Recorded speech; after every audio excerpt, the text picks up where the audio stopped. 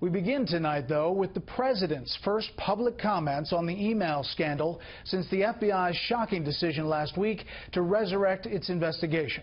Chief Intelligence Correspondent Catherine Herridge starts us off.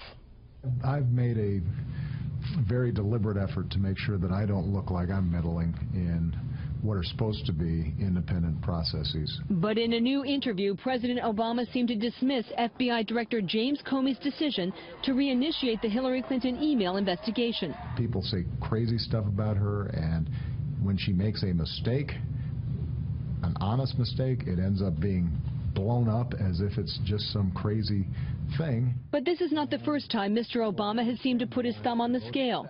In a 2015 interview with 60 Minutes, the president downplayed the discovery of classified emails on Clinton's unsecured personal server she used as Secretary of State. I can tell you that this is not a situation in which America's national security was endangered. But the president has a stake in the outcome. As the State Department revealed earlier this year, he corresponded with Clinton using her personal email address.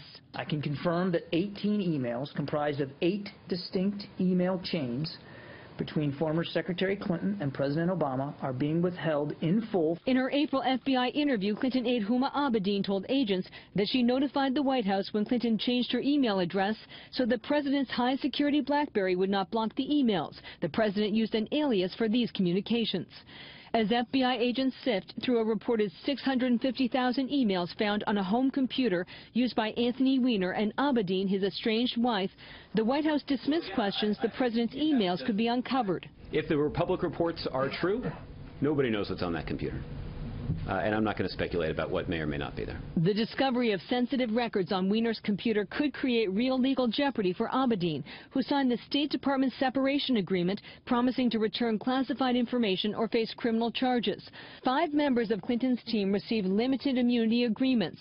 For lawyers Cheryl Mills and Heather Samuelson, the Justice Department swapped access to their computers and in return promised to destroy them.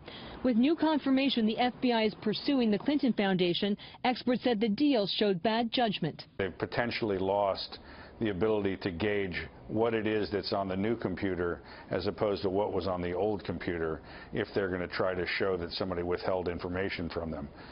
It may be impossible to prove.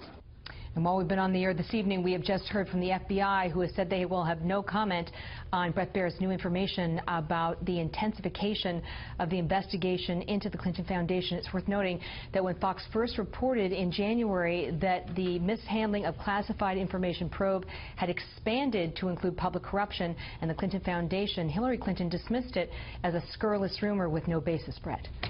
We will follow it. There's a lot there. Catherine, thank you. You bet.